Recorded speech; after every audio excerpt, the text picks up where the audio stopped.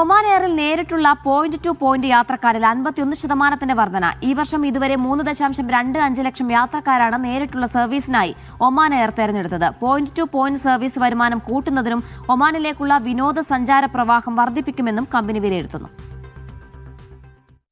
കഴിഞ്ഞ വർഷം ജനുവരിയിൽ പോയിന്റ് ടു പോയിന്റ് യാത്രക്കാരുടെ എണ്ണം 2.16 ലക്ഷമായിരുന്നു.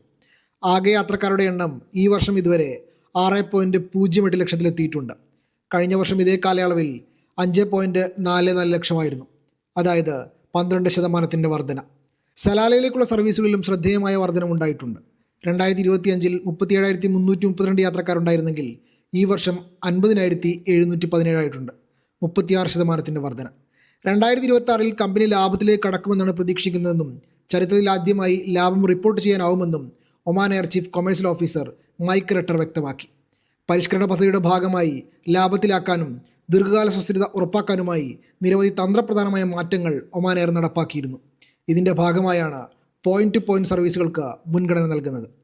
പോയിന്റ് ടു പോയിന്റ് സർവീസ് വരുമാനം കൂട്ടുന്നതിനും ഒമാനിലേക്കുള്ള വിനോദസഞ്ചാര പ്രവാഹം വർദ്ധിപ്പിക്കുമെന്നും കമ്പനി വിലയിരുത്തുന്നുണ്ട്. Media 1, Muscat.